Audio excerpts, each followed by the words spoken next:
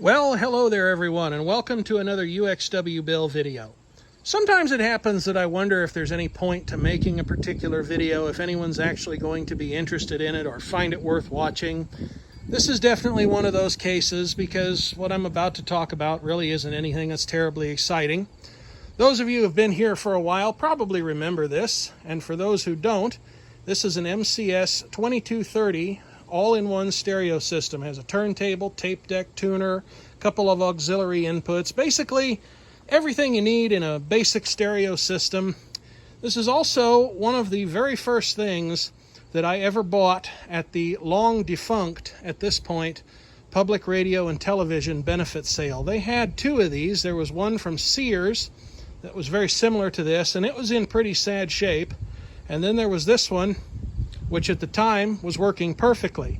Now, over the years, I've derived a lot of enjoyment from this thing, and I've owned it for a long time. I'd guess at least 26 or probably even 27 years at this point, which, again, is a little bit sobering when you think about it. But I haven't turned this thing on in several years, and I think it's time to go ahead and let somebody else derive some enjoyment out of it. Part of the reason that a person might make a video like this, I'm certainly fascinated by the story of stuff, why it's made, how it ends up passing through people's lives, where it goes, what people do with it, what ultimately becomes of it. You know, do people appreciate it, or do they simply treat it like junk and then move on to something else? You know, are their experiences good or bad with it? And I figure maybe some of you in the viewing audience are as well. If that's not you, please go ahead and stop the video.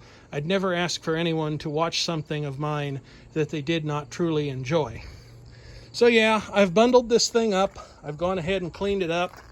Got the speaker wires with it, got the FM dipole antenna, which I kind of thought about keeping. And then I went ahead and taped the front glass doors shut so that nothing would damage them. There was a CD player down here, but as it happens, it no longer worked, so I actually went ahead and took that out. Maybe I'll repair it, maybe I'll recycle it, but I definitely need to pop the cover on it because one of my compact discs is still trapped in there to this day. And yeah, it's been several years since I've powered this thing on, so I think it's fair to say that it's time for it to go to somebody else. Let somebody else enjoy it, and I certainly hope that they will, because I even went to the trouble of putting new belts in this. There's a newer stylus on the turntable. Now, back when I first made a video about this, there was some question as to who manufactured it, and we may never truly know for sure because there's nothing like an FCC ID on the back of this particular example. But as I mentioned previously, Sears sold a system very similar to this. It didn't have quite as fancy of a turntable, and it was in a different color scheme, but the general construction and even some of the behavior of the circuitry was identical to this particular model. And by that I mean, with the Sears model and this one both, when you turn on the AM tuner, if you try to then make a tape recording, you cannot turn on the Dolby noise reduction. Well, as it happens, the corresponding Sears model, which is not quite as nice as this one, actually does have an FCC ID on the back of it.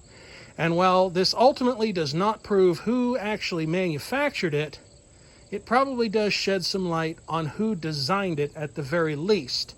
And that would be the Arvin Company. Now, Arvin used to be a huge maker of radios. I believe they ultimately transitioned into metalwork and automotive exhaust systems, and of course the company is all but gone today.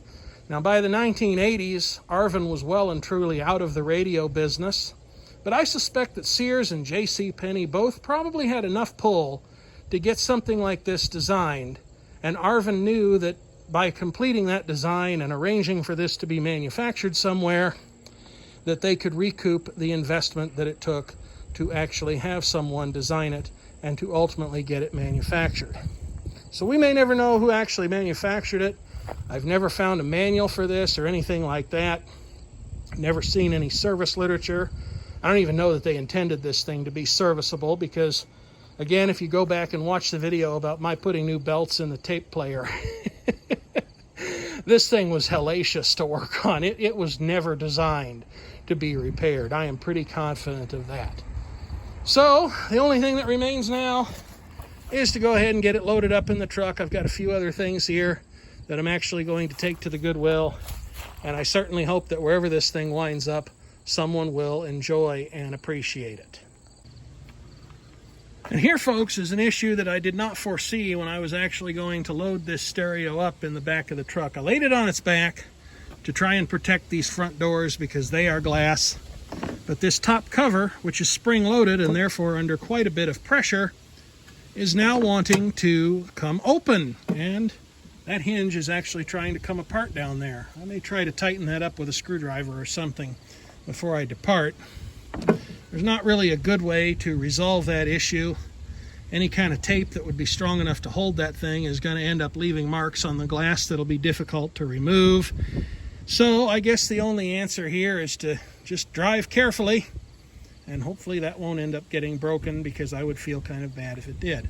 As always, folks, thank you for watching, and I am certainly interested in hearing your constructive commentary.